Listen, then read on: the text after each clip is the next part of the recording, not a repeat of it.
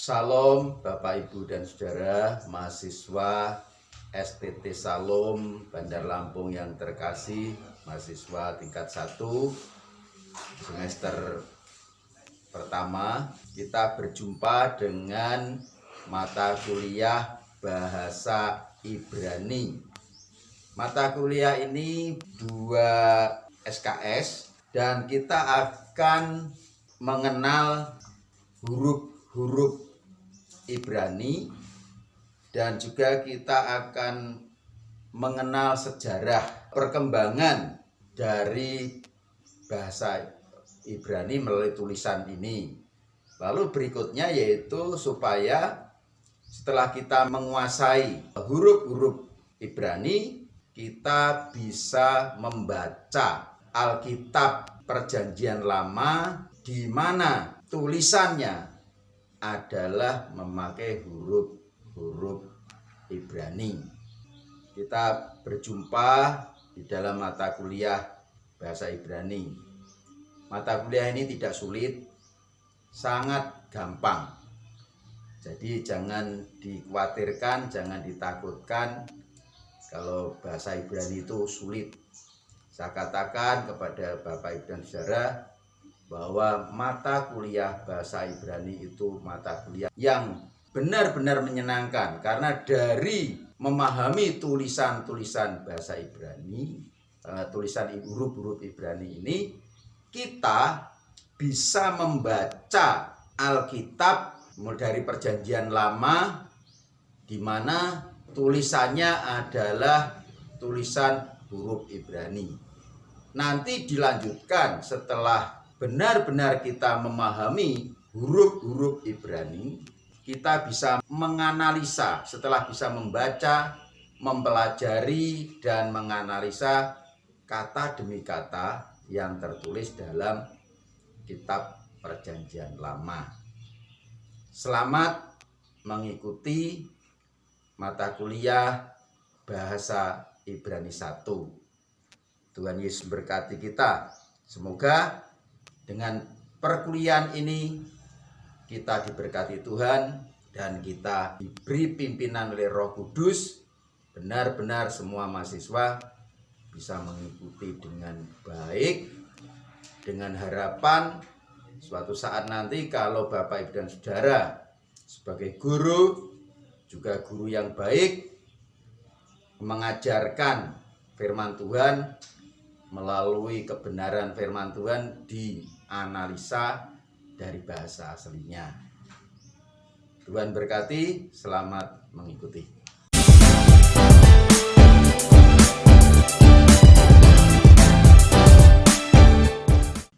Bapak, Ibu, dan saudaraku yang dikasihi Tuhan, para mahasiswa, mari kita merenungkan dan mendengar, yaitu tentang sejarah tulisan bahasa Ibrani. Bahasa Ibrani termasuk dalam rumpun bahasa Semit. Rumpun bahasa Semit dapat dibagi menjadi 3 kelompok, yaitu bahasa Semit Timur, bahasa Semit Selatan, dan bahasa Semit Barat Laut. Yang termasuk dalam keluarga bahasa Semit Timur adalah bahasa Akadia. Bahasa ini terdiri dari 2 dialek, yaitu dialek Babilonia dan dialek Asiria. Pada masa Persia, bahasa ini semakin lama semakin terdesak oleh bahasa Aram, dan bahasa pada akhirnya menjadi punah. Yang masih dijumpai sekarang ini adalah bentuk teks-teks dengan huruf paku yang berasal dari tahun 2500 sebelum Masehi. Lalu keluarga bahasa Semit Selatan dibagi menjadi 3 kelompok, yaitu bahasa Arab Utara, bahasa Arab Selatan kuno, dan bahasa Ethiopia. Kelompok bahasa Arab Utara adalah bahasa Arab kuno yang terdapat pada prasasti-prasasti bahasa Arab klasik yang terdapat dalam sastra-sastra Arab dan Arab modern yang terdiri dari dialek-dialek Irak, Syria, Mesir, Afrika Barat Laut, Arabia. Dan kelompok bahasa Ethiopia adalah bahasa Ethiopia kuno yang digunakan pada milenium ke-1 sebelum Masehi, dan sejak itu hanya digunakan sebagai bahasa tertulis, bahasa Tigrina, bahasa Tigre, dan bahasa Amaris. Bahasa Ibrani termasuk dalam keluarga bahasa Semit Barat Laut. Yang termasuk dalam bahasa Semit Barat Laut adalah bahasa Amori, bahasa Ugarit, bahasa Aram, dan bahasa Kanaan. Dalam bahasa Aram semula adalah bahasa Aram kuno dan bahasa Aram kerajaan. Dipakai sejak abad ke-10 sebelum Masehi. Bahasa Aram Alkitab yang digunakan dalam Esra dan Daniel termasuk dalam bahasa Aram kerajaan dari abad ke-1 sebelum Masehi. Bahasa ini terbagi menjadi 2 kelompok dialek, yaitu dialek Aram Barat dan dialek Aram Timur. Yang termasuk dalam dialek Aram Barat adalah bahasa Nabatea, Palmera, Aram Yahudi, Qumran, dalam hal ini Qumran, Targum, dan Talmud. Samaritan, Palestina, Kristen, dan Aram Barat baru. Dan yang termasuk dalam dialek Aram Timur adalah bahasa Syria. Bahasa Aram pada Talmud Babilonia, Mandeis, dan Aram Timur baru. Bahasa Aram di Irak, Iran, dan daerah Kaukasus. Dan yang termasuk dalam bahasa Kanaan adalah bahasa Punisia. Dalam hal ini dalam prasasti pada milenium ke-10 bahasa Moab, bahasa Amon, dan bahasa Ibrani. Sejarah bahasa Ibrani terdiri dari 3 babak. Bahasa Ibrani kuno yaitu bagian tertua dari Perjanjian Lama. Dalam hal ini yaitu nyanyian Deborah pada Hakim-Hakim 5 yang berasal dari kurang lebih abad ke-11. Bahasa Ibrani klasik pada zaman raja-raja yaitu abad ke-10 sampai abad ke-6 sebelum Masehi, dan sampai kepada periode pembuangan dan setelah pembuangan yang kemudian tergeser posisinya sebagai bahasa percakapan oleh bahasa Aram. 2 bahasa Ibrani pertengahan yang dipakai pada tulisan-tulisan akhir Perjanjian Lama yaitu abad ke-4 sampai ke abad ke-2 sebelum Masehi, yaitu Kidung Agung, Pengkhotbah, Ester, Daniel, Esra, Nehemia, dan Tawarikh. Pada teks-teks antar perjanjian, misalnya kitab Sirak yaitu abad ke-2 sebelum Masehi, dan pada teks-teks Qumran non Alkitab abad ke-2 sebelum Masehi sampai abad ke-1 Masehi, serta yang terakhir bahasa yang dipakai dalam Mishnah dan karya-karya para rabi yang lain. Bahasa Ibrani baru pada akhir abad ke-19. Bahasa Ibrani ini secara gramatis dipermudah dan Eropanisasi yang menghasilkan bahasa Ifrit, ya, bahasa Ifrit secara resmi pada tahun 1948. Bahasa ini ditetapkan sebagai bahasa negara Israel. Baik, kita lanjutkan pemahaman kita tentang bahasa Ibrani. Kita lanjutkan setelah kita mengerti sejarah singkat huruf-huruf Ibrani dan bahasa Ibrani. Mari kita mempelajari abjad Ibrani. Ya, sekali lagi kita hari ini belajar huruf-huruf Ibrani. Huruf pertama disebut alef. Perhatikan cara menulisnya. Nah, alef.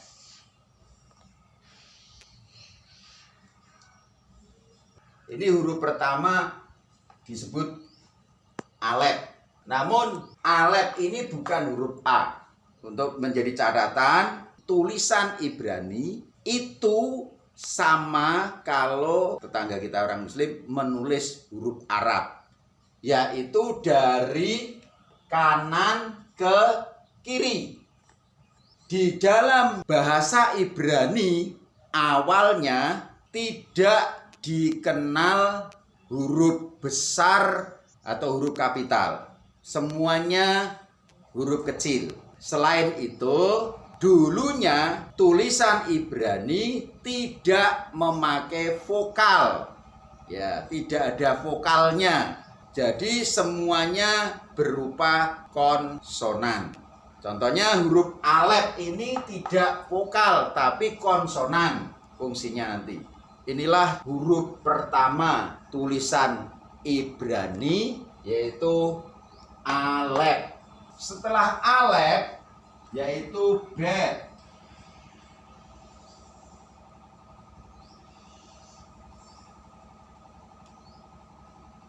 Ini huruf kedua.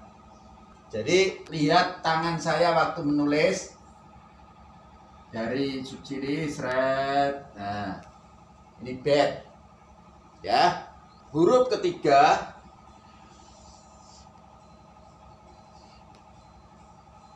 ini namanya gimel. Gimel. G. Ya. Huruf berikutnya adalah dalet. Dalet itu sama dengan D. Ya. Jadi kalau alef itu bukan A, tapi kalau bet itu B, kalau gimel itu G, kalau dalet itu D. Huruf berikutnya adalah head. Mulai dari sini nulisnya seret, tarik ke bawah, tarik ke bawah. Perhatikan, bentuknya seperti gawang. Kalau Bapak Ibu Saudara lihat lapangan itu ada gawangnya seperti ini. Tapi perhatikan baik-baik, ini ada celah. Ini H, yaitu huruf H. Kalau abjad kita, ya. Huruf berikutnya adalah ini sama dengan W. Wow. Bentuknya kalau ingat saudara gantol apa-apa ini. Wow, ini seperti gantol, ya. Jadi untuk mengingatnya ini, kalau kita mau nyenggak apa-apa itu pakai galah terus ujungnya ditekuk, itu namanya huruf wow.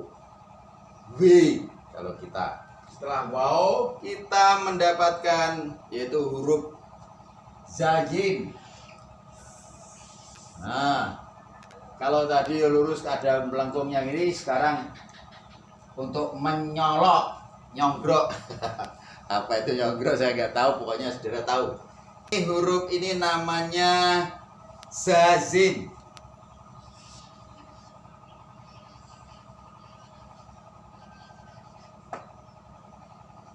Z. Ya. Jadi nulisnya ini terus tarik bawah jazim. Dah jelas. Pokoknya ikuti saja. Nanti latihan sendiri. Kita akan menemukan huruf hampir seperti H. Benar-benar ini kayak gawang.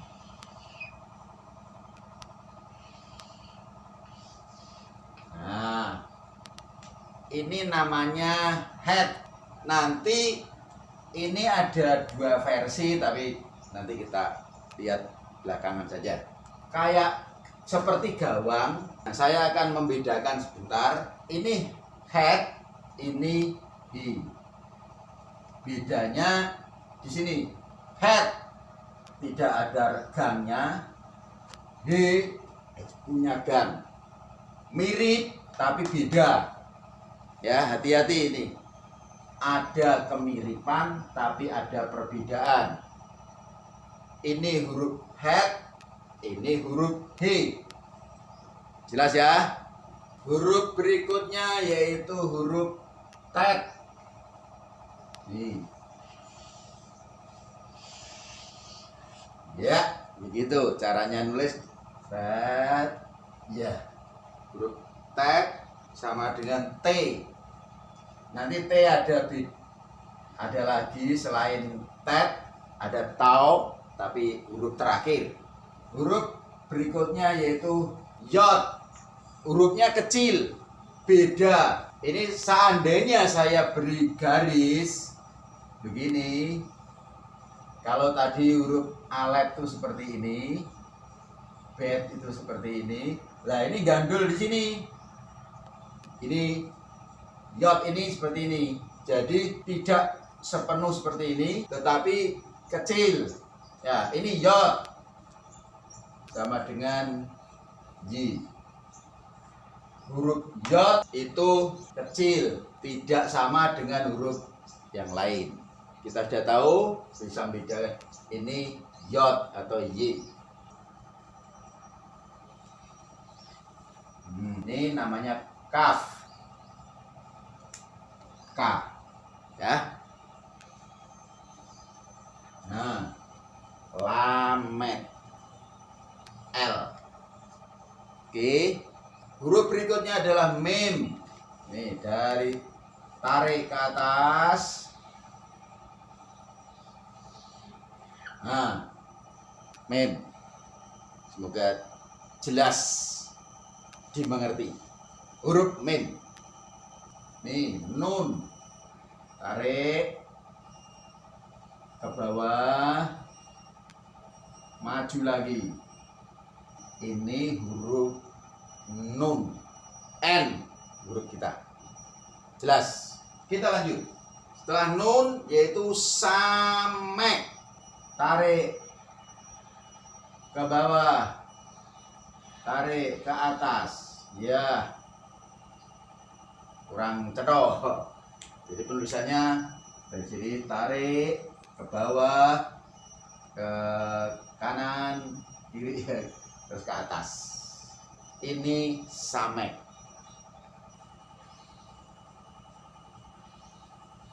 Ya. Ayin, silent. Artinya ini bukan A. Ini sama dengan alef. Alef ya bukan A. Ayin juga bukan A. Tapi nanti ada fungsinya. Ya. Nanti misalnya dikasih vokal baru bisa ngomong. Misalnya dikasih vokal ibut O jadi O. Kalau dikasih vokal sere jadi E, seperti itu bacanya. Tapi kalau tidak ada pakai apa-apa seperti ini, namanya ayin, bukan A. Huruf silent ini. Pokoknya nanti keterangan berikutnya menyusul. Tapi sudah tahu ini adalah azin. Ya, bukan A, bukan Z.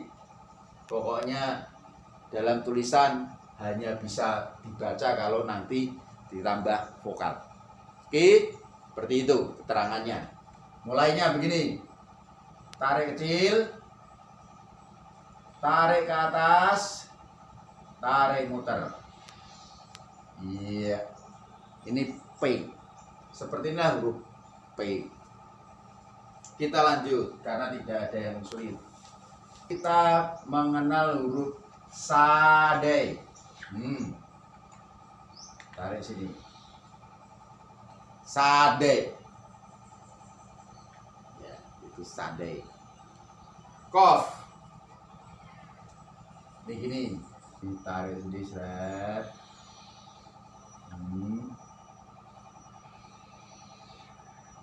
Ya. Kof. Hampir seperti P-nya kita, tetapi ini kof, P tapi bisa kasih jarak. Oke. Berikutnya adalah res. Cara menulisnya begini. Tarik. Nah, nanti bisa dibedakan dengan huruf D. Dalet. Kalau dalet itu ada sudut. Res tidak punya sudut. Ini dalet.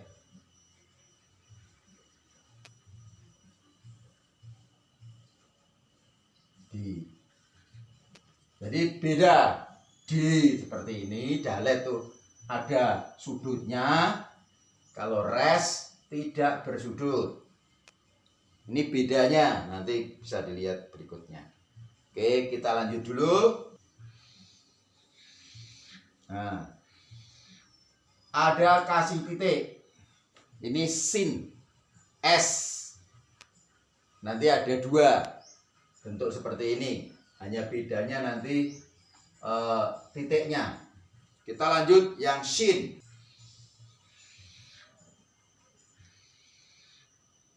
Nah, tadi kalau sin itu titiknya di sini, kalau shin titiknya di sebelah, kalau ini kanan, ini sebelah kiri. Ya. Nah, saya gambarkan lagi. Kalau yang S, nah ini titiknya di sebelah kanan, S di sebelah kiri. Sama-sama. Nah, kedua huruf ini dihitung satu. Walaupun beda, tapi ini satu. Jadi tidak dua. Nanti kalau dua hurufnya tambah. Tapi tetap huruf itu 22. Ya. 22. Nah, sekarang huruf terakhir. Namanya tau. Kita mulai dengan seperti ini. Tarik ke bawah, terus dari sini ditarik ke atas. Ini namanya huruf tau.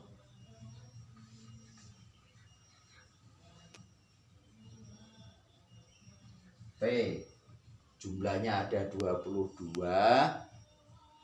Tapi ada tadi tambahan satu huruf sin dan sin, tapi tadi dihitung satu. Jadi semua huruf Ibrani tadi ada 22. Demikian.